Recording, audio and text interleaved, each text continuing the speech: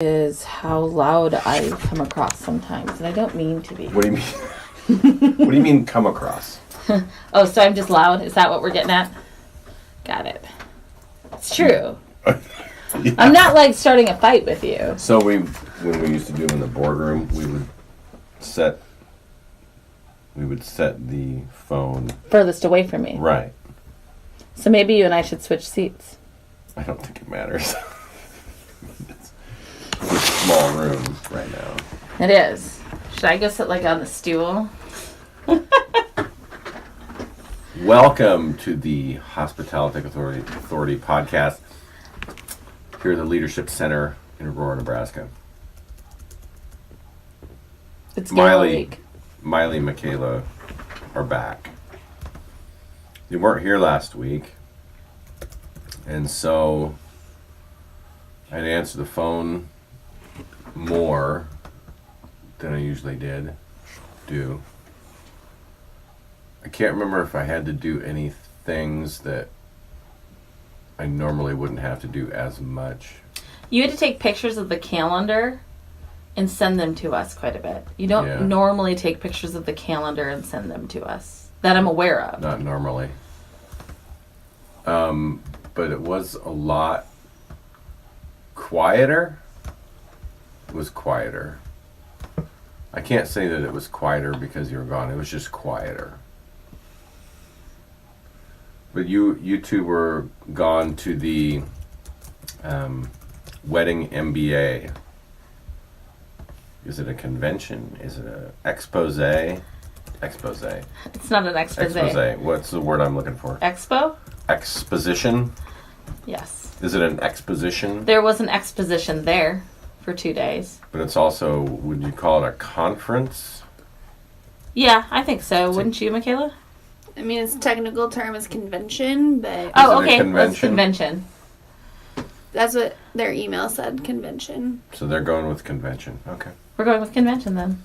So how conventional? Wedding MBA convention and exposition in Las Vegas, Nevada or Nevada. I say Nevada, but some people don't like that. And you met a celebrity. I don't know his name. What's his name? David Tutera. David Tutera. And evidently David Tutera is famous for something. Event planner. He's an event planner. Does he specialize in? All events. I think he started out in events, right? And then he was kind of known throughout. People knew him for weddings because he had a show. Well, yeah, he describes himself as a celebrity event planner. His first television show was a wedding show about weddings that he planned. And then now he had a show about events, not just weddings. It was book openings, housewarmings, whatever, and events that he planned. And now he's going to have a new show out that's about weddings. But it's a really neat show. So his new show that starts on Lifetime, I think? Yeah, in like February. In February it's going to feature couples who have had enough life experiences that the one thing that they really deserve is kind of a happily ever after. But what makes this so unique is that the wedding portion of this show is going to be shot in real time. Meaning it's going to air in real time. So anything that could go wrong during a wedding ceremony will probably be caught because it'll be happening on So they're trying to make reality TV? It's like Miley kind of described it to David's husband as like a home makeover. Yeah, it's extreme home makeover in a way, but it's for weddings. But not, extreme home makeover wasn't live, but it's giving to people in need that aren't able to probably have a wedding or can't afford it or whatever, and they deserve. They definitely can't afford David Tutera. Well, right. No. So what's kind of exciting though is his weddings aren't going to be We know him for doing really big weddings, but what's exciting about this is that he's actually seeking out couples. And one of the neat things is they haven't had all their venues completely figured out in the locations that they're going to. So he said, after I get done talking, please go see my husband and business partner, Joey Toth, to talk about whether or not you're in a state that we have a venue need. Nebraska currently isn't a state that has a venue need, but they're really hoping to, because we have some pretty unique populations here, including Offutt Air Force Base, with people who have given greatly of themselves that the world might deem like the people might see why it would be neat to be able to give back to them. You know what I mean? So, like, what if we had an injured soldier who was getting married, but because of health bills and such, can't have their dream wedding? So they're looking for people to gift weddings to. Yes. Mm-hmm. Yeah. And that's the other thing that he stresses. It's 100% gift. But there's a lot of requirements that you have to have as a location to be able to be one of the sites, which kind of neatly enough, the Leadership Center meets those requirements. So now we're looking for a Nebraska couple. They're going to Minnesota. They're going to go to Pennsylvania, I think he said. I feel like he said some of the Carolinas, maybe Texas. But anyway, so that was kind of a highlight. We got to meet David Tutera, which was really, really special to me. But I don't think that, as special as it could have been to me, it nearly would hit the heartstrings as it did for Michaela. Michaela was moved. I almost cried. I teared up. Partially because, well, and I told him this, when I went to school after high school, when I graduated and went to UNL, my major was journalism. I thought I wanted to be a journalist. And I realized really fast that was not the right career path for me. And I remember specifically winter break of my freshman year, I was really struggling to figure out what I wanted to do. And I remember stumbling upon a couple of wedding shows, and one of them was David Tutera's wedding show. And I just kind of fell in love with the process, and I fell in love with him. And it kind of brought me back to what it was like planning and budgeting for my high school senior prom. And so, in a way, in a roundabout way, he led me to reanalyzing what made me happy. And I loved planning my senior prom and budgeting and looking through catalogs and picking out decor and all of that. And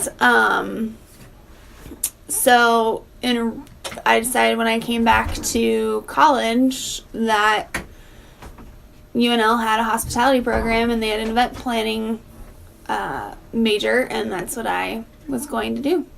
And so because of him, essentially, helping me realize what I really love, that's why I became an event planner. He was very touched by that as well. There was hugs all around. And I almost cried multiple times. It was magical. I mean, he is so passionate about what he does, and he understands the importance of hiring professionals, which I really appreciated him pointing out that there are a lot of people who do events who think that they can in part be an event planner, but they don't necessarily have the experiences that people who are in the profession do with vendors and with locations and with even problem-solving abilities. And the other thing I really liked about him is he said celebrate every day like it's a celebration. And I thought that's positivity at its best. It was really neat. And what I also really loved about his time, he talked to us for an hour. He didn't just talk about why he's famous. He actually didn't even talk about much of that at all. He talked about why he does what he does, what drove him there, how hard he had to work to get there. He started out in a little town in New York and then moved over to the next big town in New York before he ended up being down in Georgia, Atlanta, and then he ended up in LA. So that was really, really kind of cool. And then New York, because he failed in LA. Yep. And it was really, really neat for him to share. Not only did he have good experiences, but he had really, really bad experiences. So was he like a keynote? He was the keynote Okay. speaker. So I'm gathering that his keynote was more along the lines of motivational, inspirational. Yeah, it was. Then- He talked about 8 attributes you need to have in order to succeed. And it was really interesting to hear his take on things and to hear those attributes. But and then just to hear his journey, because he didn't start off being famous or making a lot of money doing events. He started off, I think he said his Hustling. first job made like $2,500 or something in the 80s. Like, didn't start off making millions or thousands of dollars when he started events. And now he does events all over the world. He's doing one in the south of France, and he's done it in, I think, Abu Dhabi, and he's been all over the world to do events. So it takes hard work and dedication, and it's not for the faint at heart. Mm-mm. I mean, event planning is not. You have to deal with a lot of things. He also talked about, and I think is great that he hit on, that no one is an overnight success. That all of those success stories are built over time with hard work. And if you think you're just going to show up and be famous and good at what you do because you like pretty things, or you think your wedding was executed beautifully, but you don't even realize, even if you planned your wedding, you didn't plan your wedding, you had a ton of people helping you, and you had a lot of expertise, even if it was your mom and your grandma and the church lady.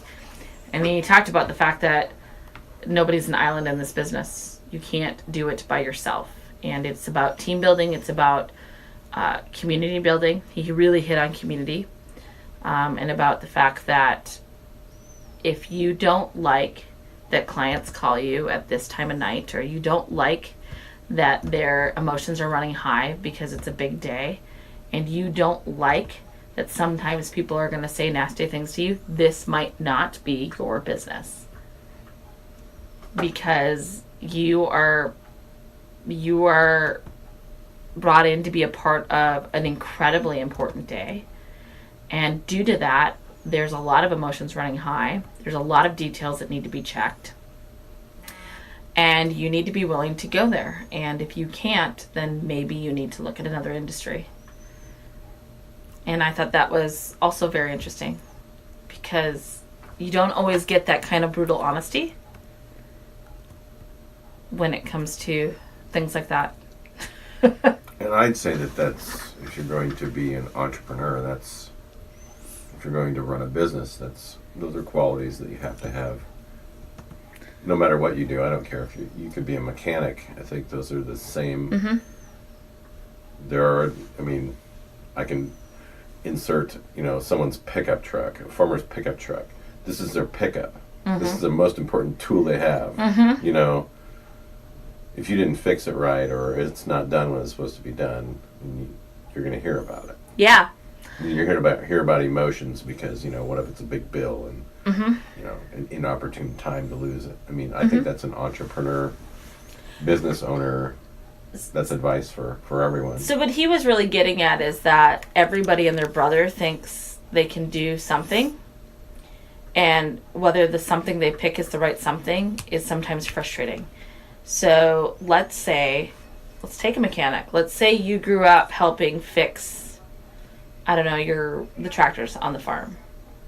That does not immediately mean you're qualified to walk into John Deere and be a diesel mechanic. You might have steps to get there, but you still need an education. And he says a lot of times people don't want to work for what they think they deserve. And he's like, it's been a very interesting time when you're hiring interns and people to work in these areas because they think they deserve the overnight success that he's worked 25 years to get. That's the stereotypical entitlement issues that we always poke fun at millennials for having. It's true. We poke fun at that. But anyway, so I found him really, really inspiring, and it was really nice to hear that he has bad days too. And then, it's funny how most people are human. Yeah. So, what else stuck out to you at the conference? What were your highlights or high points as far as the things that you can take from there and apply here to what we do at the Leadership Center? First off, I need to say that I told Michaela when we walked away from our first session, which was 45 minutes long, and we were both like, oh my gosh. I said to her the same thing that I had someone tell me when I was going through Institute of Organization Management, was take it all in, take a lot of notes, pick one thing to apply when you get back, and then don't look at anything for at least a week or two, and then map out the rest of it on a calendar for the next year or two. And I said, because otherwise you're going to get really, really overwhelmed. So we might not have all the answers to that question, but I think that there's probably some definitely, I know for me there were standout things. How about you, Michaela? Yeah, definitely learned a lot of information. That first day, Miley can attest, I was, not the first full day, I should say. I was exhausted, literally exhausted to the point that I almost fell asleep at 7 o'clock in the hotel room because I was so tired from all the information. And we had a 2-hour recap that day after 8 hours of classes. It was insane. But I definitely learned a lot about how to handle difficult clients or difficult situations. One thing, though, that I think both Miley and I are going to try and implement a little bit more on in a session that we found incredibly interesting was work-life balance. Oh, yeah, she was amazing. And how important that is, and especially for us when, what we do here is, it's not a 9-to-5 job. It's not even an 8-to-5 job. But it can sometimes be, a 24-hour job depending on what's going on, what groups we have here, what issues arise, whatever. And it's not just a 40-hour-a-week job. It's much more than that because we work when we're not out. We work outside of the office. So balancing and knowing when you need to stop working and when you need to say no and when you need to put yourself first is something that I personally need to implement and work on because I don't set boundaries very well on things like that. So I thought one thing that she said really poignantly, she talked about scheduling, and I don't remember her name. We'll have to find it and put it in the notes. But she said, if you cannot schedule your personal life, you absolutely will not survive professionally. She said a lot of times people think that you have to schedule your life around your job, and that will kill you. And I thought it was really, really interesting for her to say, especially in industries that are guest service minded or service minded, you don't always get to work within the confines of that 8-to-5 or whatnot. And you need to know when you need to be doing and giving and need to be not doing and taking. And I thought that was interesting. And she has a young son with needs. And she's got a husband who works very hard as well. And she is a business owner. And so it's taken some time to develop rules about travel and how to set each other up for success. And she's like, I don't think that you can have your cake and eat it too. I think you need to decide what your cake is going to be and how you're going to eat it. Kind of thing of, you can't have it all right away, but you can have it all over time. And you need to build that. And so I thought that was interesting. Your needs change as time goes on. She also said, girls, embrace the crock pot. Yes. Why would you not? I know. I don't know. I don't use one. That's one of those things that don't have to be said, really. I don't use one a lot, but I do have one. Yeah, but you have a George Foreman. Well, it's not. I have a Cuisinart grill. And but it's a knockoff George Foreman. I had a George Foreman, but it was just too small. Because you want to George Foreman the hell out of everything. I use it a lot to grill chicken because I don't have a grill, so it's what I use. She talked about her priorities. Like, one of the things she wanted when she had kids is she doesn't realize she really wanted to be there to get her son on the bus and off the bus every day. That was important to her. And she thought for a really long time that was really important to her is to not have daycare. So she was going to work with her son in the office. And she quickly realized that wasn't good for anybody. And that it was okay that their son got to go socialize with kids at the daycare and be in programs and such. But it's still very important to her that she's there to get her son on the bus and get him off in the bus 4 days a week. She knows she can't do it 5, but she can do it 4 days. And I think about, I sat there when she was saying that thinking, I'm so blessed because when I had my son, it was a unique situation to be at the Leadership Center because they hadn't had a woman who had been the executive director, but more specifically, they hadn't had someone in the spot that was at that time of having kids. They had children, but they weren't giving birth to kids and whatnot. So I was really blessed because our board said I was going to know when it was time, if it was time to send my son to daycare. And that they understood I couldn't have a babysitter 24/7. And that taking time to go to my kids' programs were important. And that I got to do that. And I should get to do that. And so should our staff. So I at that time really reflected on the fact that we're really blessed that we've built a business that 9 out of 10 times, if not 10 out of 10 times, allows us to go do our family things first. And I didn't have to pick and choose some of that. So I get to take my son to school every day, and I love that. And I get to pick him up from school on the days I remember. I get to pick him up from school, and I like that. And that's another thing she reframed the question. And I know you've said this several times to us, Kurt, too. Is I'm like, oh, I have to, and you're like, no, you get to. And she reframed that whole thing of remember that whether you're planning an event, you're going to cocktails with your girlfriends, or to a family dinner, or you're spending time with your child, it isn't a you have to. It's a you get to, because it's a privilege to get to be a part of people's lives and their stories. And I know that's annoying to some people when I do that, whenever someone says I have to. Because, you can say, no, you get to. Or you can say, no, you choose to. Mm-hmm. Or you chose to. Because there's very little I have to. Yep. Very little.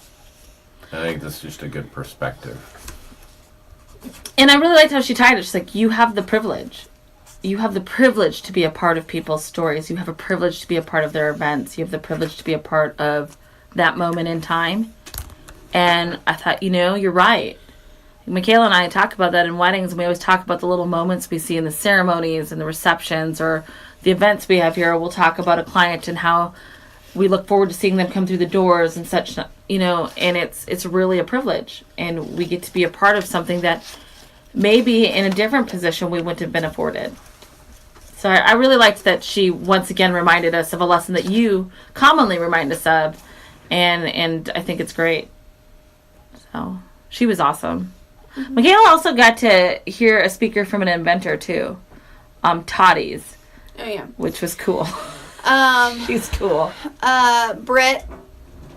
I don't remember her last name at the moment. Bertino, I think. But she is actually an event planner, and she moved to Vegas and started from the bottom and worked her way up. And like Drake. Yep. Yeah. And she, became a very successful event planner, and she started or is on the board of a organization called WIPA, and she now created Toddy, which is this leather bound product that event coordinators can wear. It's a tool belt. It's a tool belt, or we got the vestie, but lots of times wedding planners wear dresses or they wear clothes that don't have pockets. So we don't have a place to put our phones or to put scissors or to put items that we need and use on the day of an event. And so she created a belt, originally a belt that you could wear around your waist, or we, like I said, got the vestie, which looks like a gun holster. It's kind of cool. But I'm kind of excited to use it, but it's a really cool thing to use and something that I'm surprised took this long to think of. Yeah. We saw it and it just made so much sense. Like, you see hairstylists have it, plumbers have them, construction workers have them. Yeah. So, but she was a really great speaker and I really, really enjoyed listening to her. And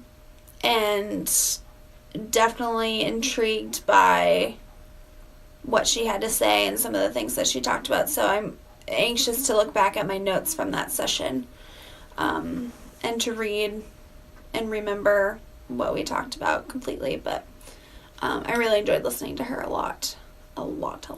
So, and she was super nice when we met her and talked to her. Oh my gosh, I had a really lovely conversation with her. So she was a person who made sure that she was client focused, and even though there was 20 other people in her booth, she was talking to you.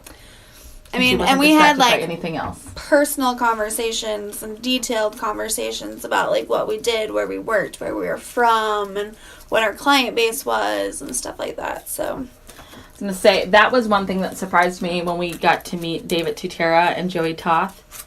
They wanted to know, so where do you work and what brought you here? And they had hundreds of people in line to take pictures with David Tutera, which that line moved so efficiently. It was amazing. There are a lot of places that have lines that could learn quite a lot about how to efficiently move things through and still I'm have guessing he planned it that way. personal contact. And the lady that took pictures was taking candid photos. Yeah. Not just posed photos. So, like, we got pictures of us talking with him, and she made sure she was just snapping away, and if you wanted a boomerang or you wanted... Except she didn't save the one girl's boomerang. Well, you can't do everything. Did you just lock him in here? Anyway, so I thought that was so neat, though, is we talked, and he cared, and he was like, oh, have you checked out this resource? And it wasn't selling a David Tutera product. It was, oh my gosh, so you're doing this, and you do everything, and you have 43 acres. Can I get your business card? I'd really love to see your property. And we're like, wait, David Tutera wants our business card? And there was... You didn't fangirl over him at all, did you? Absolutely not. We kept our No, cool. I was Honestly. like... No, I really didn't. Okay. No. Like, I told Miley, we were standing in line, I was like, I am so nervous right now. Like, I am legitimately so nervous. I don't know what to say to him. He's like meeting a beetle. Right? To me, it was like meeting someone that, it sounds, I mean, so trivial, but he really does mean a lot to me. And I find him very inspirational, and his path very inspirational too. And so to meet somebody that I admire career-wise. From afar. Yeah. Right. That I've looked at his books, I've seen him on TV, I follow him on Instagram and stuff. Like, feel like you know him. Yeah. But you don't. Mm-hmm. And so to walk up to him and be like, oh my gosh, I am talking to somebody that is incredibly successful in what they do and inspirational, it's really overwhelming. But, he was so personable. The way he gave hugs, it was genuine. And he gives great hugs, by the way. Great handshake. Whether he's been through coaching or it's just natural, just the way he connects with people. And he wasn't looking at the 250 people behind us. He was looking at you. And he was excited when he found out that we worked together, and we took a picture with him, and he wasn't bothered that we wanted a picture together. And we were like, if we get one picture, it's going to be Michaela with David, and we're going to be super excited about that. We're not going to ask for anything else. And he was like, absolutely, you came all the way from Nebraska. It was actually his suggestion. It was his. He's like, we should have a picture together, and he's like, and we kind of, he's like, no, get in here. And we're like, he was so wonderful. And when we met Joey, who is both his husband and his business partner, we were talking about our location. She's like, tell me more about your space. I'd love to hear about this business of yours. And we're talking about that. And we're talking about some of the things that they've encountered in filming this show. And it was really neat. And we were talking about one of the programs, one of the education things he did. And he's like, look, let's connect. I'm going to give you my email. And he's like, I'm giving you my personal email. I'm like, are you kidding me? Joey, are you serious? Don't you have somebody who filters? He's like, that's just not how we do it. When you book an event with David Tutera Events, the planning session is with David because that's who you booked. That's what you're paying for. And while we'll have assistants and such who've been through our trainings probably execute a majority of that, all the meetings are going to be with David. He makes the phone calls. He makes the phone calls. He's the one who emails. makes the calls if you haven't paid the bills. It's his name. It's his business. It's our livelihood. We don't put that to assistants. That's not what this is about. And he's like, think about, and one of the things Joey said to us, he's like, think about an experience you've had where you just wish you could have talked to a person and you had to punch buttons. How much easier it would have been if you would have just got a person on the phone that knew the answer. Well, we give you either an answering machine or we give you an assistant. They're not going to know the answer. So why not just save everyone time, show you the value that you have, and take the 5 minutes or 2 minutes or whatever it's going to take to get it done and do it right. Which I have something to learn from that. So I can relate that to small businesses too, because what he's managed to do is to grow his business but still actually plan events. Mm-hmm. Whereas some people would grow the business and then eventually hire someone to do the actual planning of events, and they're in the event planning business, and then the head of the company will go out and try to get more business for their event planners to do, because that happens with I'll go back to mechanics. I've seen mechanics that have done that. It's like, oh, they build their business, they hire a few mechanics, and all of a sudden they're not working on stuff. Mm-hmm. And that's what I find, I guess, another thing so interesting about him is that he wouldn't have to be involved in events like he is. He could literally just be the face of the business. But he stated in his keynote that it was very important that when a client emails asking about an event or booking an event or whatever, that he is the one that responds back to them. No one else responds back to them. And he's very personable, and he is very, which is kind of interesting the way that he said that he responds to emails, because in one of my sessions before that, in the event planning track, they're like, you shouldn't respond with congratulations, you shouldn't, because it's very generic, it's not very personable, whatever. And he's like, and that's how he responds to his clients. And so I found it really interesting. You have to figure out what works best for you and what is most you in your response and your interaction with clients. Be yourself. Yeah. Mm-hmm. But, Shocker. and not, I know, but a lot of people don't. I mean, you have this cookie cutter thing that people think works. Everyone thinks the wedding planner is Jennifer Lopez in The Wedding Planner. But that's based on a true story, right? It is. I'm sure it's based off of some true story, and I don't doubt that there's our planners belt that, is like hers. Yeah, Anyway. it is. But I'm just saying is everyone thinks that it's going to be that, where they don't realize that a lot of firms, like perhaps they're doing multiple events a day, and so they think that, oh well, I've got to worry about X, Y, and Z, and we're going to have a team of 8. Well, it depends on what you contract and things like that. So I just thought it was really, really neat. I loved how he said, though, if you're not the overzealous, congratulations, well then don't write that. Be you. It's the best thing you can do, so they know exactly what they're dealing with, and you don't give these unnecessary expectations, I think is what he called them. But yeah, it was really good, and he was real. He was real. I was telling McKenna when we were standing in line, and I said, I don't want to fangirl him. And John had warned us, don't fangirl. And don't make me have to come and bail you guys out of jail because you just couldn't let go of David Tutera, which I'm sure would never happen. Anyway, when I met Sean T the very first time when we went to a workout that he was hosting, and we got to do a meet and greet with him, I walked up to him, and my brain went blank, and all I thought was, oh my gosh, this is Sean T. And when he said, I really like your shirt, all I could do was like, like I could barely get out, hello, thank you, whatever. So it's like, this is not happening with someone who's in the same industry as we are. I was excited.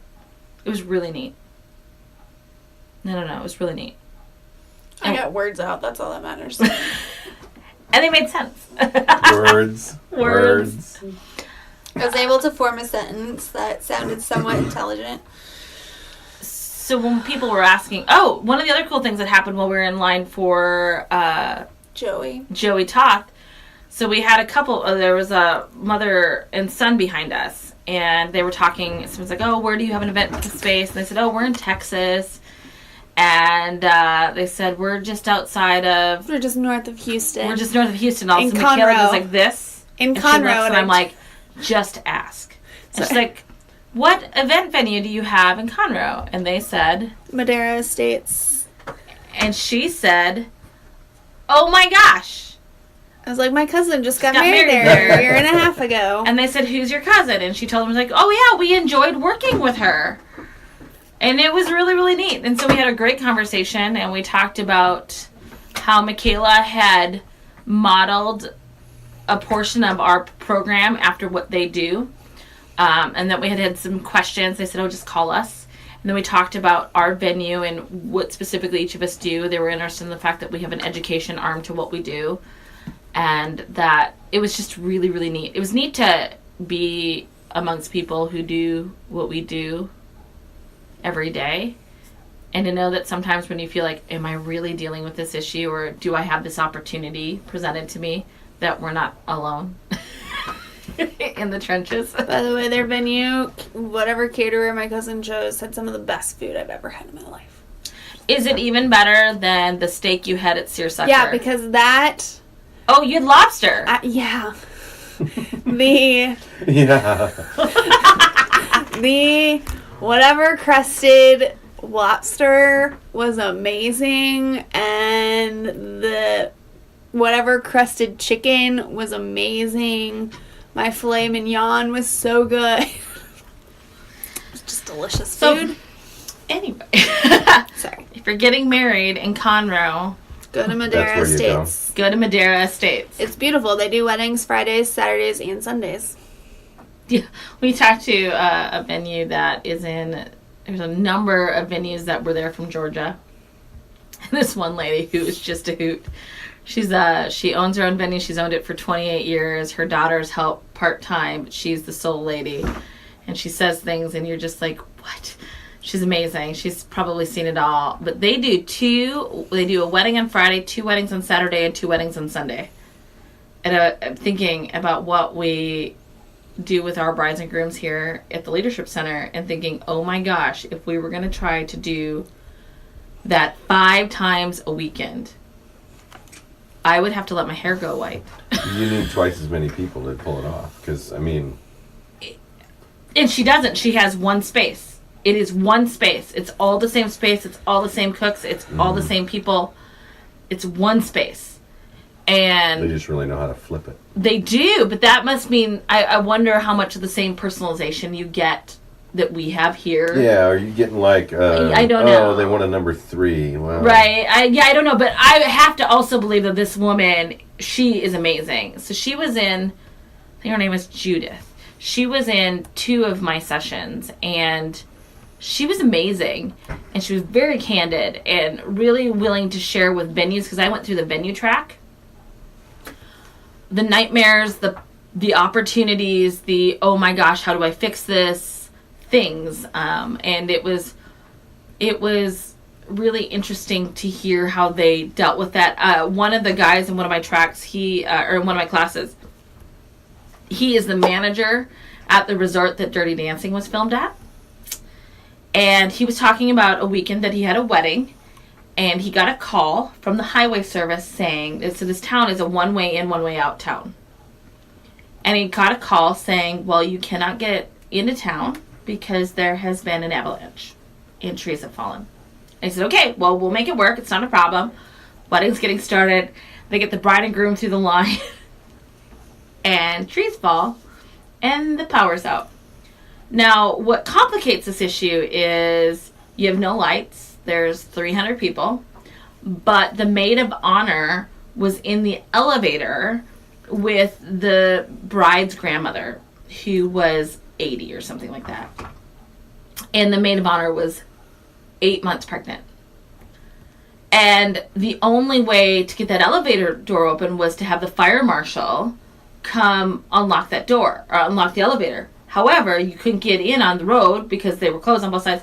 So they had to use a Coast Guard boat and a fire boat to get on that. It's like, it was amazing. I lit 700 candles. Everyone still got to eat. We Bluetoothed an iPhone. We had dancing. It was wonderful. I comped their wedding suite that night. Not that I could control that there was an avalanche or trees fell. Bride was so happy that she tipped us 3 times what we comped her, because she was just so happy that we went through drills. We had practice. We talked about big what ifs, and we had big what if answers for them. And I was like, wow, that's incredible. Like, that would be like the time the artist got snowed in here and we hadn't had a food order in because we weren't going to have anyone in for the weekend and we were making breakfast, or the time that we had 2 maintenance boys that lived close by that stayed here on property for 24 hours while we flipped rooms, and we had a snowstorm and we had people coming in and we were cooking for them and we were doing laundry, and it was just really neat to hear some of the opportunities they talked about with solution finding. That was cool. To hear how unique our venue is compared to so many others was also very neat, because we're not a flagship, so we're not owned by a major hotel. We're not owned by a plantation family. I think we were the only... There was one other nonprofit in my track, but that's because they were a historic venue. But their wedding part was a for-profit, contracted with that venue. So that was kind of cool. And I learned that we have some really unique things to offer brides and grooms. A lot of times you get a pond, or you get a bridge, or you get trees, or you get... It's not often that you can come places and you get almost everything. And that was kind of cool.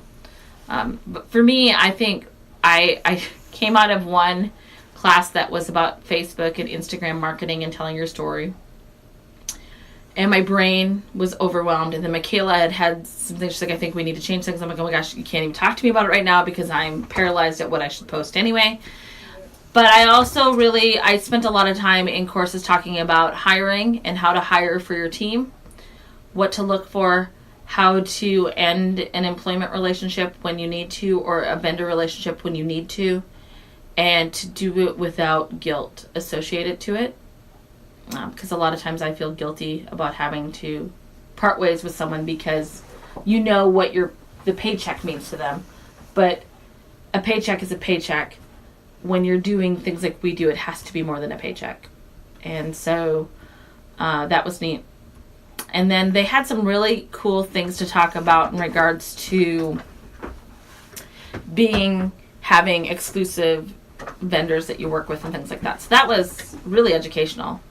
And that's kind of probably, we both just glossed over what we learned, but it was 3.5 days, 4 days packed of a lot of learning. But then you happen to be in one of the most incredible cities where customer service is at its best. So whether we were dealing with a Lyft driver, oh my gosh, and Postmates, they have Postmates there. Mm-hmm. But every venue that we visited and vendors that we worked with or people we came in contact, customer service was at its best, and it was really neat to witness. Well, the city wouldn't be there without customer service. So. That's true. So. I mean, it would, but it would be Reno, right? Right. I would have to say though, if you but ever why is Reno? I don't know. I mean, I've never been. Gambling was legalized in Nevada, not just Las Vegas. Well, I will say when we went to Las Vegas, we took some time to go to Arizona. And we visited the Grand Canyon West, which is only 2 hours out of Vegas. And they have, what did we do? Zipline. And it was incredible. You had helmets on. We had helmets and safety gear. But what I really thought was so neat was the lady who was in charge of it. Her name is Susanna. And she picked you up at a set, and then you got in a van and you rode to the ranch where we were in a zip line. And there was experiences there. But Susanna's like, hi, my name's Susanna. What are your names? And we say Michaela and Miley. And we're talking. And she's like, do you have any questions? The first question we asked was about the cows. They have cattle crossings everywhere. Like free range cattle. Yeah. Yeah, well, we weren't used to that. Oh. And you drive over gates and stuff. It was really neat. You need to get out more. I guess. We experienced a town named Dolan Springs, Arizona. That was a gem. It was what did we call it? A unicorn? It was amazing. It stretched on for miles. There wasn't much to see, but what was there to see were gems. So it was kind of cool. But what I liked about Susanna, so we get there and she tells us about the cows, and then she tells us a story about a javelina. But she's like, I'm so excited to share with you my office. I'm so excited that you're going to get a chance to see what we get to do. And she told us stories about living in the canyon, and then her office is the Grand Canyon. So, I mean, it was majestic, and it was beautiful. And everyone we encountered there was equally as excited. And they knew all kinds of things, and they really saw the value in letting people have that experience and take pictures and ask questions. And they were not troubled by it at all. There was no issue. And, they'd been there. Well, we got there at like 1:30, 2 o'clock. So that meant they'd been doing that all day. And they still had 6 more hours to go. And they were happy to see us and happy to share with us.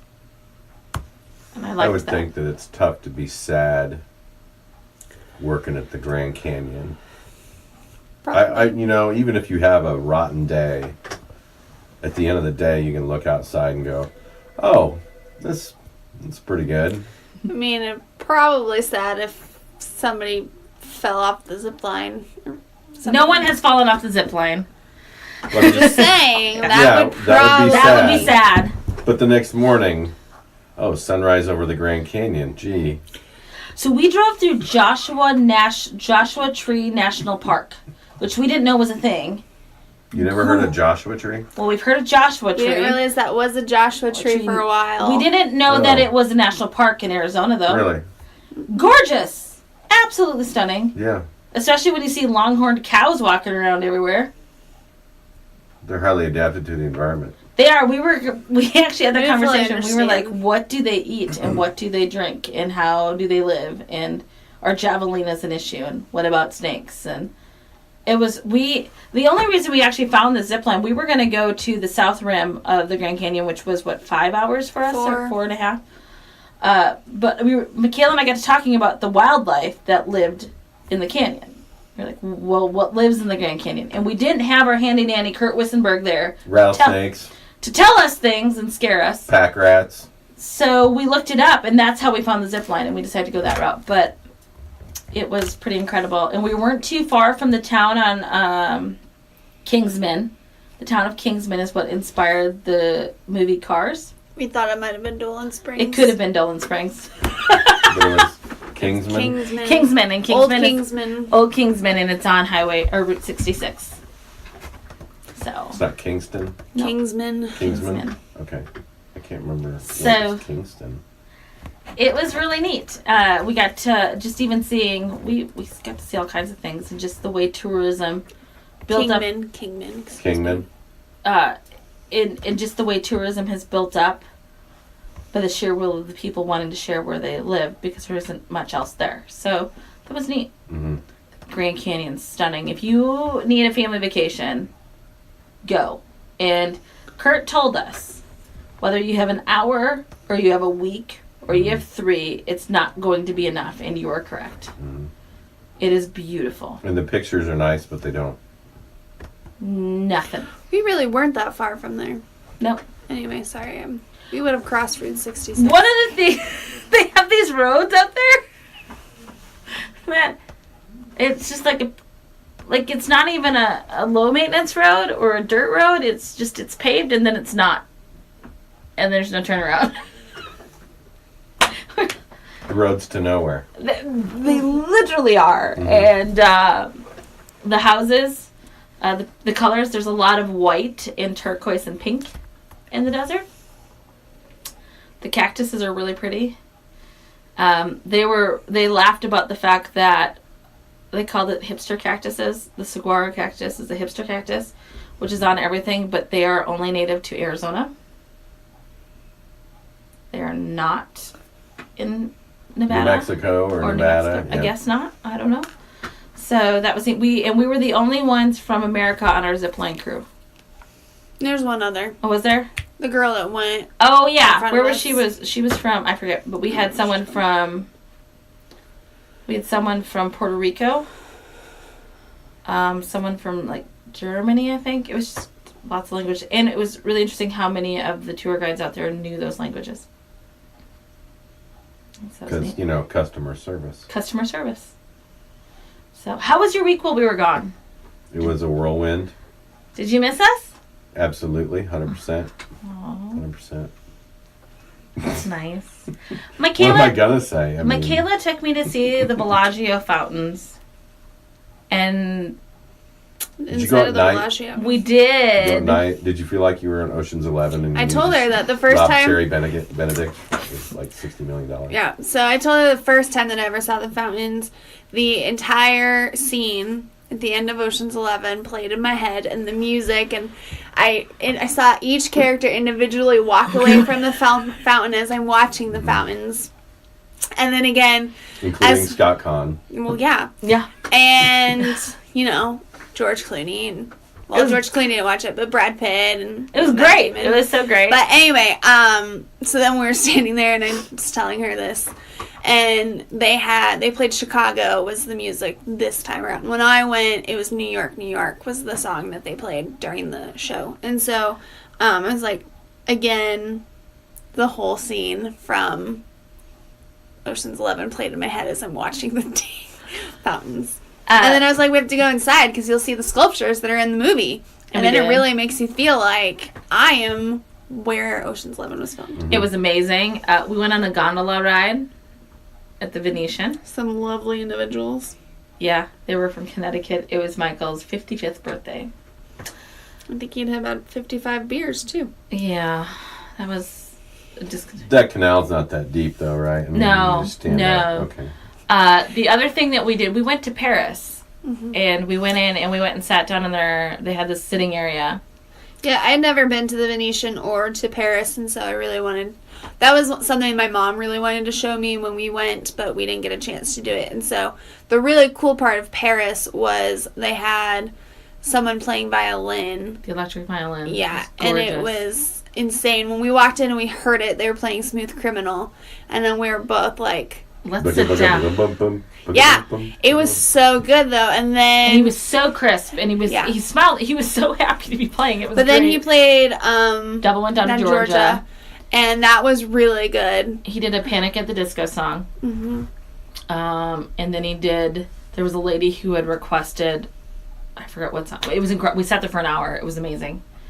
We went through the shops. Michaela brought up a fact that we thought was really, really nice, and she was spot on. So you go through all these shops and stuff that are attached to the casinos. And it didn't matter what you were wearing, who you were, where you came from. If you walked into Tiffany's or you walked into Rolex or you walked into Cartier, they treated you like you should be there and you're their number one client. Oh, they didn't Julia Roberts yet? No, they did not. Well, we had one store we had one. that Julia Roberts does. Did Yes. you want to go back with bags? No, we No. just wanted to Big say, mistake. we really just want to do Big Mistake. It was really an incredible thing I just wanted to look at the pretty things. experience because all of us, we walk into the store, we won't say what it is, but it may have New York at the back of it, and it could share the same first name as a purple dinosaur. Anyway, Is there a store called Barney's? well, gosh, there is a store called Barney's. I wouldn't have known. Yeah. Anyway, so we walk into a store, and Michaela sees this gorgeous dress that she just wants to look at. She's not even touching. She just looks at it. And all of a sudden there is, a lady or two? Just right there on her. Hi, can we help you? And it wasn't, hi, can we help you? It was, hi, can we help you? Like we were bothering them. Like Michaela shouldn't have been in there. And then I was looking at a leather jacket, and I said, oh, this is so beautiful. When I turn 60, this is the kind of thing I want to be wearing. I want to be rocking something like this. And she's like, oh, yeah, the leather jacket's pretty. Do you know the cost? And Michaela and I are like, why are we here? Like, why? Mm-hmm. Why are you here? You have no idea. That's too bad, because I would want to go into like the Hublot store and just look around. And we did a lot of them. We went to Tiffany's. I refused to go into 4 shoe stores only because I would have been irresponsible. It wasn't because I didn't want to. I would have been irresponsible. This credit card is for emergencies only, Miley. Right? I would have left emergency and a right emergency, pretty sure. And I got to go to an Illy coffee shop, which was, I got to have just a shot of espresso with a little foam on it. It was magic. I don't know that my Italian exchange student liked all the Snapchats I kept sending. Does Venice really look like this? Do you have a gondola singer that looks like this and sings like this? Is this your uncle? Are you related to this guy? No. Of course, our Norwegian exchange student responded, yeah, it looks exactly like that, only way older, and the buildings are falling apart. Falling into the sea, right? Never. We went to a restaurant before we went to Love called Seersucker, which Michaela found amazing. Absolute amazing culinary experience. Everyone should have it. Totally approachable, really delicious food. But we could not find this restaurant. And this guy there was no signage. Usually in hotels, in the casinos, there's signage everywhere. And we couldn't find the signage. And it was so sweet. So this guy, he's pushing a luggage rack. He just got done helping. He said, ladies, can I help you with something? We said, absolutely. We're looking for Seersucker. He's like, oh, let me walk you over here. And then he walked us to a spot and he says, you're going to follow this to the right and you're going to see it right when you get around the current. And it was great. I was like, he had no reason to talk to us. We weren't checking in. He saw us. We were getting water somewhere, and a lady was like, oh, is it your first time in Vegas? Or can I tell you about anything? As we're standing in this line in the lobby. One thing that happened, which we were very surprised about, I did not go into a Starbucks store the entire time we were in Vegas. She only had one Starbucks. Is that because there's good coffee, lots of places? No, we just never went to a Starbucks. We brewed coffee in our room. The thing is, though, you can go to everywhere. Starbucks here. Well, everywhere had Starbucks coffee almost. So, our hotel brewed Starbucks coffee for breakfast. Our breakfast was amazing every day. It was great. And then every hotel, there's a Starbucks in every corner. We didn't go into an actual store. In the hotel lobby or whatever. So it's not like you didn't drink coffee for a week. I only drank coffee in the hotel room, though. Yeah, she didn't have it with her at all times. We had water with us at all times. A lot, yeah. Yeah, you get off the plane and it's so dry there, the moisture in your skin is just gone. They should have lotion stores everywhere. I know, those deserts. I really am still trying to get the moisture back in my skin. Yeah. Still a little chapped. Yeah, my knuckles are. We went and saw Cirque du Soleil Love. It's a Beatles review. And right down to the ladies, the people who took your tickets, they were dressed in period piece. It was gorgeous. Which period? It would be Sergeant Pepper? Pan Am. Think Pan Am. So it was gorgeous. It was a great, great show. We were 3 rows from the stage. They were right by us. A giant tarp thrown over my head. Almost knocked over my drink. It went over the entire audience, and then it had lights in it, and it was. Yeah, but it wasn't like a protective. No, but Miley's short enough that it's not touching any part of her. And yet I'm the one that did a shoulder workout that morning, so I'm trying to not let it tip my drink. Michaela and I worked out every day. We were there too, except for one day. Yeah, that was the day we had our team conference call, and we knew that. And we walked 7 miles a day on top of it. So, yeah. But it was really neat. But Love was gorgeous. If anyone has a chance to go see Cirque du Soleil Love, I highly recommend it. And I would also say that there isn't a bad seat in the house, so even if you get quote-unquote the cheap seats for $55, it's going to be worth it because it's not a giant theater, and you can see, it's a theater in the round, so you can see everything. But they did. I get nervous about shows that are about the Beatles because I don't want to hear someone other than the Beatles sing their music. And they used all their recordings and a lot of their live studio recordings for the conversations and such. And it was a beautiful, beautiful show. It was magic. But we went to a really cool place. I think my favorite place that we visited was the Neon Museum. Yeah. That was so cool. I honestly don't know what my favorite... We can't really narrow this down. The Neon Museum is a place where they have just collected all of the old neon signs that have come down from the casinos and such. And some of them are working, some of them they have refurbished, some of them are just there. And it's a nonprofit, and you walk around and you look at these signs. And you can take pictures, you can't take video, and you can't bring in a professional photographer unless you've bought a package. But all of their people could tell you about the sign. So we learned some really, really neat stories about... Like, I'd always liked the sign for the Moulin Rouge. And a lot of people know about the Moulin Rouge because of the movie that came out years ago with Nicole Kidman. Never saw it. And they know the song because of Pink and... Christina Aguilera. I remember the video. Saw the video a lot of times. They don't know is that the Moulin Rouge was also a casino in Vegas. And it was only open for 5 months. But it was the very first casino that allowed colored people to come to it. They were allowed to go gamble and to stay there and to be guests of it. Sammy Davis Jr. stayed there. And so Sammy Davis Jr. would play shows with like Frank Sinatra and such, and they would go to, but it was commonly known that the Moulin Rouge was the third show. So they would just, people would come into the bar and they would just riff and play songs, and it was the unofficial third show. And that was, I always thought of Las Vegas as this really welcoming place. I don't know about you, Michaela, but I never really thought about there being discrimination of sorts there because of how open and welcoming it seems to be today. That just goes to show that it's not 1955. Right. Today. And they talked about how this casino's only open 5 months because the powers that be, they never really knew why. And the history behind it's incredible. They had a huge meeting between the city, the state, the NAACP, and it's called the Moulin Rouge Agreement, where they were going to start working on desegregating Vegas. And shortly after that, they had to get the mob out of Vegas first, probably. So shortly after that, then the Moulin Rouge was shut down. And so I didn't even think about the fact that, Sammy Davis Jr. superseded so many of those lines in those stories because he performed everywhere, and he performed with Frank, and he performed with so many incredible people.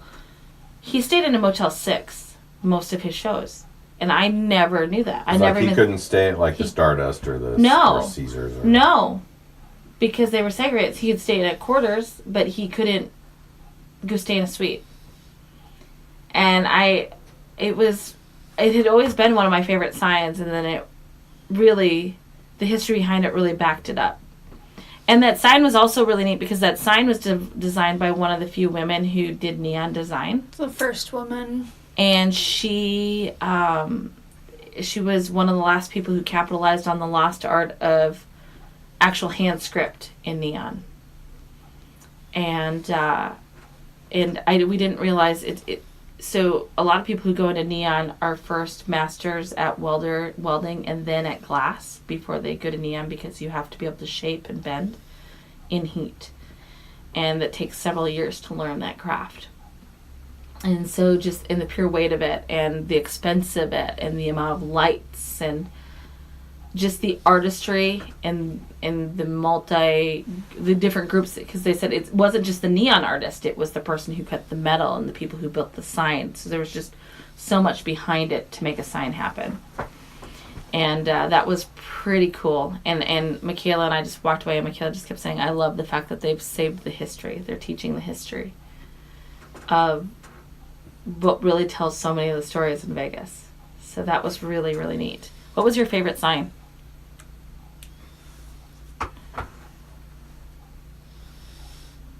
I don't know if I really had one. I loved the Stardust sign, which I don't know how you couldn't. It's huge and it's beautiful, but they had the coolest logo too, though. They did. Coolest logo. Yeah, probably the Stardust sign, just because it was completely all intact. It wasn't, by piece or anything. So I liked the Moulin Rouge sign and the Yucca sign. I knew those were the two you The Moulin Rouge sign was neat because they were talking about, as a lot of people didn't realize it said Moulin Rouge, it looks like it says in love, in love. because of the way her hand was The way it scripted. was written. I admittedly didn't know it said Moulin Rouge until it was pointed out to me. So it was I really like seeing the old Caesar signs too, because they had several. 3 versions of the Caesar sign. It's like old Vegas. She pointed out a Caesar sign, and I thought she was looking at the other Caesar sign. I'm like, well, yeah, I saw that. And then I'm like, oh, look, there's a Caesar sign. She's like, that's what I was like, oh, I thought you were pointing out that one. And we were... Yeah, I didn't see that one. But they tell you to go through it once and then go backwards through it because you'll see things that you don't see the first time from a different Yeah. It was, perspective. we got to see some of the circus signs and some old wedding chapel signs and just the sheer expense and weight of it all. They were talking, I forget which, we walked by it, it's on Fremont Street. There is one casino that pretty much what they did was wrap the entire building in neon. And it's still pretty much wrapped in neon, but they actually had to start doing foundation work and such because the neon was pulling the walls Too heavy. because it was so heavy. Nice. Yeah. And so then you just, every time we looked at a sign, I was like, whoa, just think about how much work went into that sign. And we had asked the question, how do the old time neon artists feel about the new ones? They're like, well, you have to develop a technology, and if you can do it in a way that isn't as heavy, they really have great respect for it. But now when you go by signs, you're like, whoa, you have no idea how much it takes to make that sign and maintain it. It's really, really neat. So I loved it. It was really, really special. And we got to see some really great architecture. We went to a show. We went to Magic Mike, and the architecture of that show was beautiful. Mm-hmm. It totally old school smoking cigar lounge. That's what I think of too, as architecture. It was just beautiful. Absolutely stunning. Yeah. Stunning architecture. It really Mike. was, though. It's not a show that you would think. Like, it's completely different than what you think it would be. Sure. It really, really is. I still don't want to go. You don't have to. But no, it was really a neat experience. I'm super glad I had Michaela there because she'd been to Vegas several times. Vegas is not a bucket list place I'd ever wanted to go to. And really, I think I've turned down many opportunities to go because I am not a gambler and I don't have a desire to be there. But it was beautiful. And from an education standpoint, it's probably one of the best places to learn about hospitality and guest services. Just remarkable. Absolutely remarkable. They do it right, that's for sure. You've been to Vegas, right? It's been years. I mean, Vegas is so much different since I was there. Was Frank Sinatra there with He was still alive, probably. I don't think he was performing. Barry Manilow is at the Westgate. We kept seeing his picture. The thing is about Vegas, I would rather go gambling. Because I think gambling's fun. So, like, I don't need to go all the way to Vegas to do that. So why would I go to Vegas? Well, you go to Vegas to see all the other things. So we took your Anymore, $5 bill Yeah. and we played it on red at a roulette table. What? Yeah. What? We had casino? to have It had a $15 Hard Rock. cash minimum, right? So we each put $5 in. Hard Rock. Hard Rock. We're at the Hard Rock, which, by the way, is not going to be the Hard Rock soon. We learned. It's going to be called Virgin. Yeah, Richard. He bought Branson it. Bought it. Branson bought Yeah. Hard Rock. But so we did that. The poor lady had to explain some things to us, and Never we played won. We took our 15 and turned it into 30, Then you pressed it. and then we pressed it because you said ride it all You the gotta way. let it ride. And then we lost it. I That's the way it blame. goes. I blame Brittany. So, I you only said, lost $15. Yeah. no, I was like, I was like, do I go or do I just take it? And she's like, well, what did Kurt say? And I was like, Kurt said, Press just let it go, let it ride, see where you get. And I was like, and then Britney Spears came on, and we all know I love Britney Spears, so I was like, okay, we're going for it. And then it went black. But it's okay. That's the way it goes.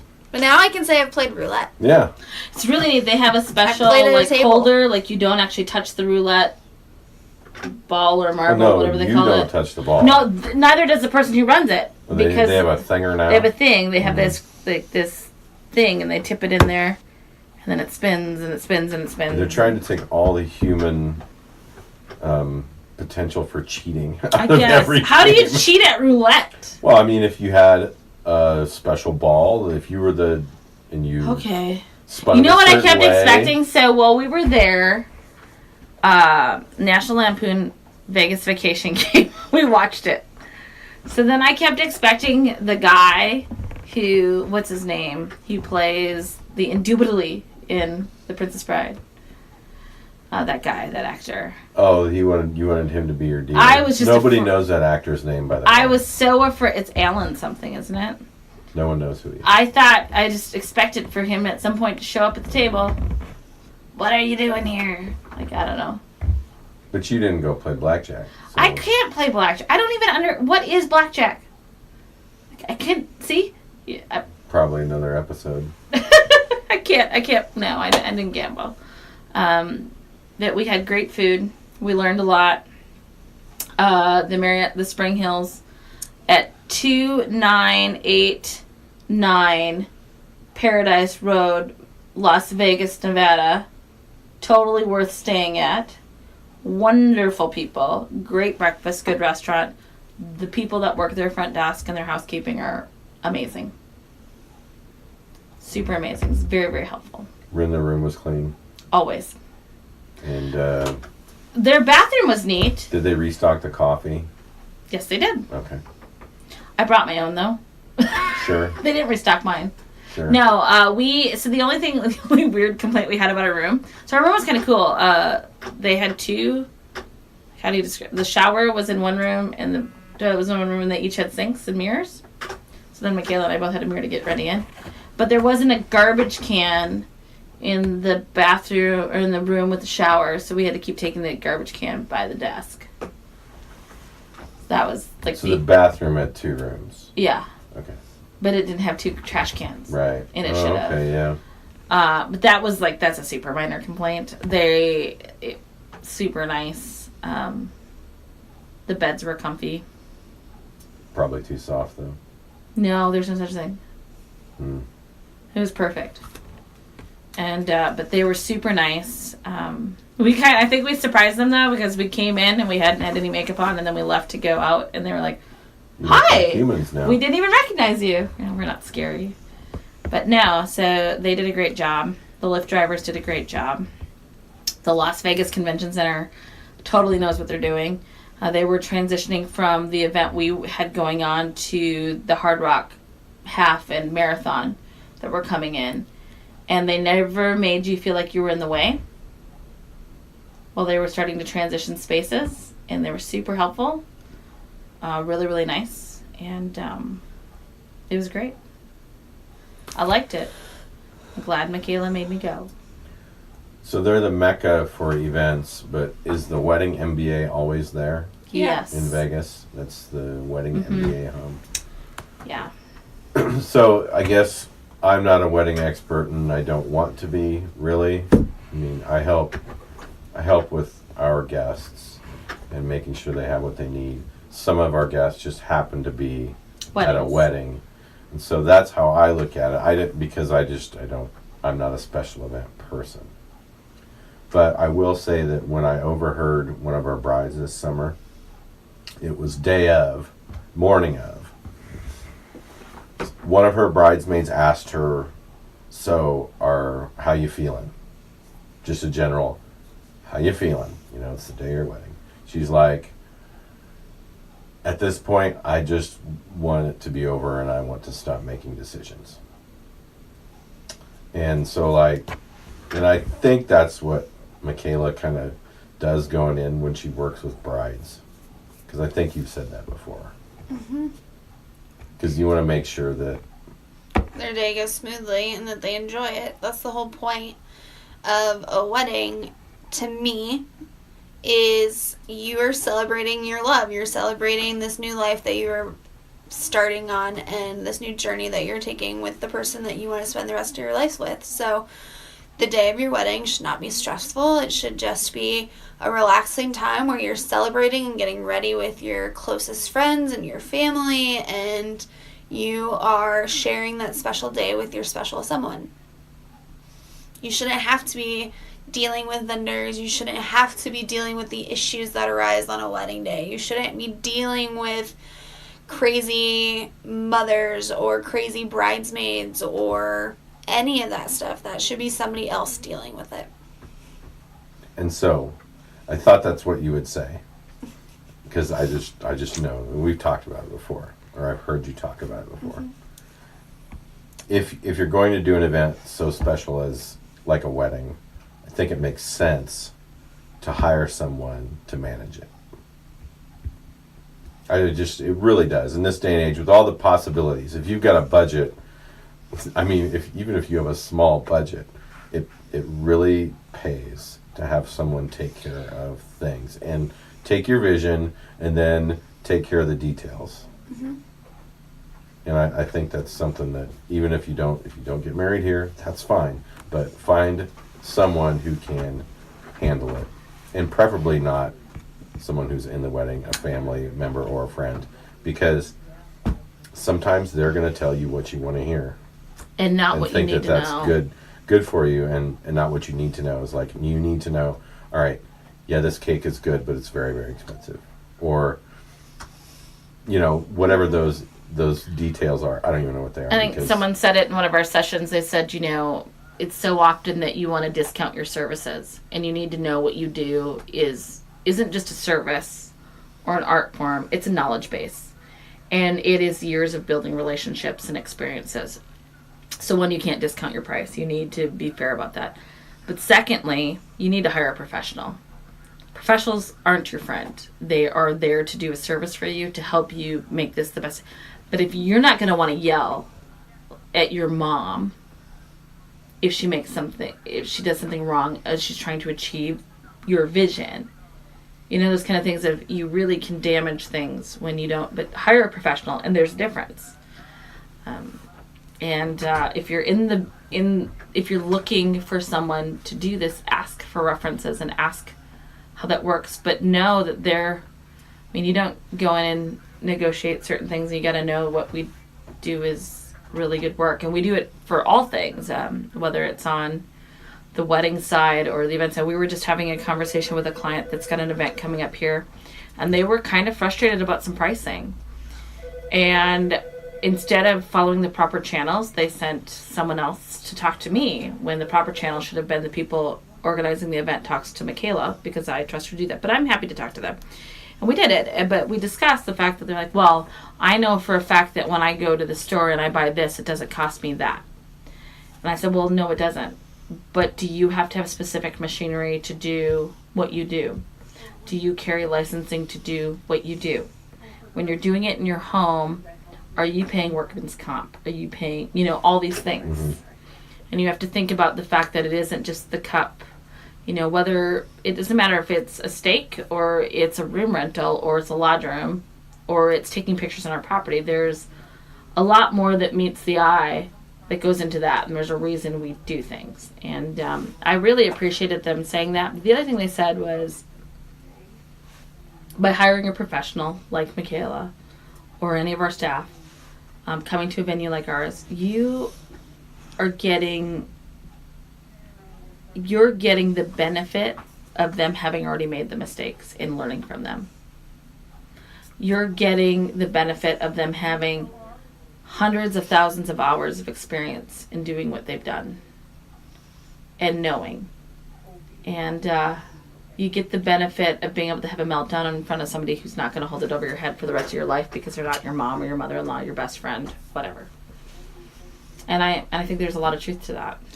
Well, and one major thing is that by hiring a professional, whether it's a professional DJ, a professional photographer, a professional caterer, you know that you are working with a professional. This is what they know how to do. It's their living. It's important to them, and they're going to do everything right, and they're not going to try and shortchange you. They're not going to try and swindle you out of things or screw you over the day of your wedding. They're not going to not show up and leave you without food or leave you without a DJ. They are professionals. This is their livelihood. They get paid to do this.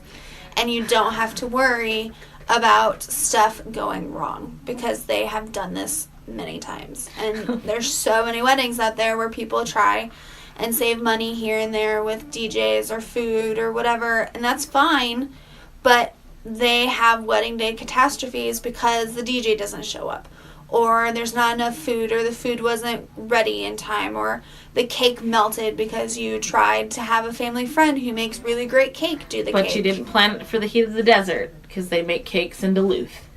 Like, there's just things that you need to be aware of, and by hiring a coordinator, you become aware of these things, and you are aware of things that you don't even think of. And that is the whole point of making your wedding day smooth and seamless.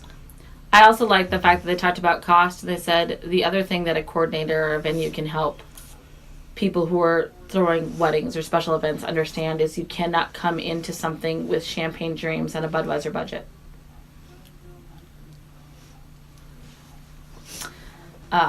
And they help you deduce those things really, really fast. So I think you hit the nail on the head perfectly, Kurt, when you say if you are going to do something, you're going to do it right, and you can't devote your time to this, you need to hire someone who does it. Well, even if you can devote your time to it, why would you want to? Why would you want to devote the stress? You're working 40 hours a week. Even if everything goes perfectly, you still have to go through the stress of wondering whether or not it's going to go perfectly. And then what are you thinking about? You're thinking about planning your wedding than actually being at your wedding. Mm-hmm. And worrying about all those timelines and such. I mean, I was really grateful when I got married. I had my aunt took care of most of my stuff, and it was really, really lovely. When my friends Vinny and Val got married, my husband and I did their planning, and actually all of their wedding invitations went out from our house. All their RSVPs came to our house. We had this, but Val was a firefighter and Vinny was a cop.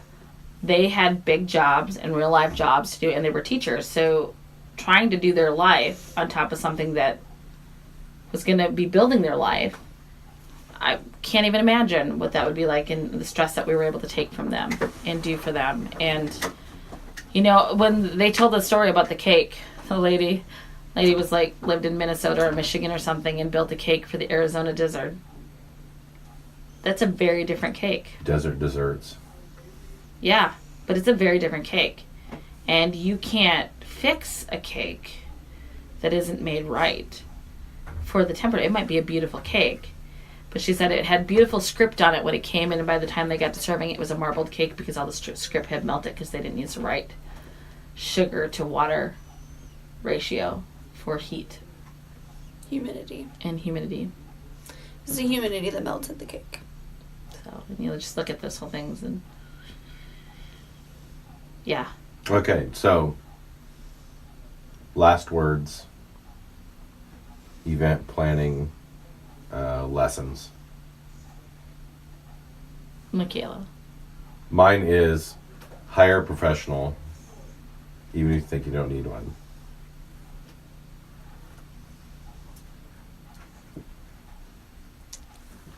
Miley. The one thing I took away from it was, I took a lot of things from this conference, but the one thing that I've had in my head now is when your clients hire you, they've hired you, and it is your job to execute the deal. And so if they call you at 8 o'clock at night or 7 o'clock in the morning, you need to let them leave you a message. You don't have to answer it right away, but you do need to take care of it. And you need to approach it and the fact that they are your client. They need to do it with a smile. And if that's something you can't do, maybe you shouldn't be in this business. I guess the one big thing I took away from the conference itself or the convention or whatever, and something that I've talked to Miley about, and I talked actually with my mom about it this morning, was when I revamped the weddings, I was incredibly worried that people would think it was expensive. That the pricing, it's definitely more than what it used to be, but we're also including a lot more than what we used to. And I was really worried and have been worried that I would outprice us out of business doing weddings.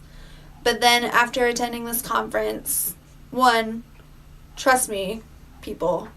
We're a drop in the bucket. We're nothing. We charge nothing. She listened to a coordinator who doesn't work for anything less than $3,000 a person, $3,500 a person. Attending your wedding. $3,500 a person. So if you have 200 people, I wouldn't. 200 people times $3,500 a person.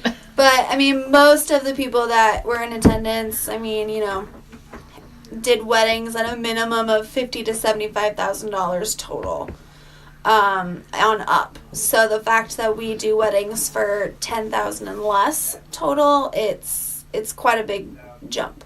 But needless to say, the thing I learned was to not undervalue or devalue what I do and what we do. There is value in what I offer to brides and grooms. There is value in what we as a facility offer to brides and grooms. And it can't be free because time is not free. Our resources and the relationships that I have built with people are not free. And we really are a service that is beneficial to brides and grooms or businesses in general because we do a lot for our clients and we are happy to do a lot for our clients, and to never second guess the pricing or to second guess what we're charging people because we do have to make money, but we are doing a great service to them and we are, providing our best to them and creating their special moments and executing their special moments. So Great. So one of the things that we do here is weddings from start to finish, lodging, ceremony, receptions. We can do it all right here. You can have a wedding weekend extravaganza is what I call it. But that's not why we're here. Why are we here? We create moments that matter. We create moments that matter. This has been the Hospitality Authority podcast. Signing off.